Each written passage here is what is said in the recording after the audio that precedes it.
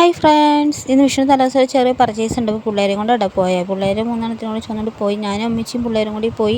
ഇവിടെ തിരിച്ചു വന്നു കഴിഞ്ഞപ്പോൾ ഒരു ലേസ് മേടിച്ചു കേട്ടോ. ലേസ് എനിക്ക് എൻ്റെ ഒരു വികാരമാണ്, പക്ഷേ കഴിക്കാൻ വളരെ ഞാൻ അങ്ങനെ കഴിക്കാറില്ല കേട്ടോ. പിന്നെ 2 കഷ്ണം സാവിൻ്റെ മേടിച്ചത് 2 കഴിച്ചു എന്നുള്ളൂ. 2 കഷ്ണം കഴിച്ചപ്പോൾ അവിടെ നിർത്തിയിട്ട. കാരണം ഇനി കഴിച്ച് കഴിഞ്ഞാൽ എൻ്റെ കാര്യം വയറിൻ്റെ കാര്യം കട്ടപ്പുകയാവുന്നതുകൊണ്ട് ഞാനത് അവിടെ നിർത്തി. പിന്നെ ലേസൊന്നും അധികം കഴിച്ചാലും കൊള്ളില്ല. സാധാരണ മനുഷ്യർ പോലും കഴിച്ചാൽ അത്ര നല്ലതല്ലോ.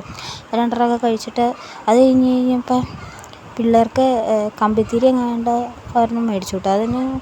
അതിന് സന്തോഷമായിക്കോട്ടെ എന്ന് പറഞ്ഞിട്ട് ഞാനൊരു കമ്പിത്തിരി മേടിച്ചു. അത് കമ്പിത്തിരി ഇടാൻ കത്തിച്ചുകൊണ്ടിരിക്കുന്നത്. അതിപ്പോൾ തന്നെ അത് തീർത്തു. അതിപ്പോൾ എല്ലാം തീർത്തു. രാത്രി ആൾക്കാർ വച്ചിട്ടില്ല. പിന്നെ അപ്പുറത്തെ വീട്ടിൽ നിന്ന് കുറച്ച് മാങ്ങ എന്ന് പറഞ്ഞു, പഴുത്ത മാങ്ങ. ഞാൻ മാങ്ങ കഴിക്കാൻ നാരുള്ള മാങ്ങ എനിക്ക് കഴിക്കാൻ പാടാത്തതാണ്, ഞാൻ കഴിക്കാറില്ല. ഇത് ഇച്ചിരി നമ്മൾ കോമാങ്ങയല്ലേ ആ മാങ്ങയാണ്.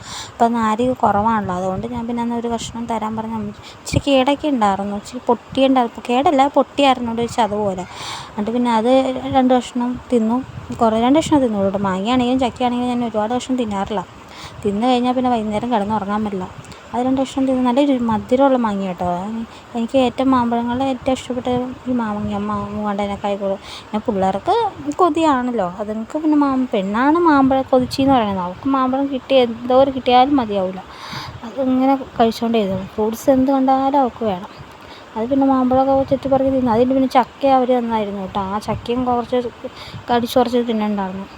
അത് നല്ല മധുരമുള്ളതൊക്കെയാണെന്ന് തോന്നുന്നു. ഞാൻ കഴിച്ചില്ല ചക്ക. എനിക്ക് ഒട്ടും തൊടാൻ പാടില്ല. തൊട്ട് കഴിഞ്ഞാൽ പിന്നെ അന്നത്തെ കാര്യം പോക്കാം. അതുകൊണ്ട് ഞാൻ ചക്ക അവൾക്ക് ഒരു കഷ്ണം എടുത്ത് കൊടുത്തു ഞാൻ തിന്നില്ല. പിന്നെ തിരിച്ച് പോയിട്ട് വന്ന് കഴിയുമ്പോൾ 100 രൂപയ്ക്ക് ചാള മേടിച്ചിരുന്നു. അത് നന്നാക്കി വറക്കാൻ വെച്ചു. ചോറുണ്ടില്ലല്ലോ അന്ന്. പിന്നെ ചോറൊക്കെ ഉണ്ടണമല്ലോ എന്ന് വിചാരിച്ചിട്ട് വേഗം പോയി.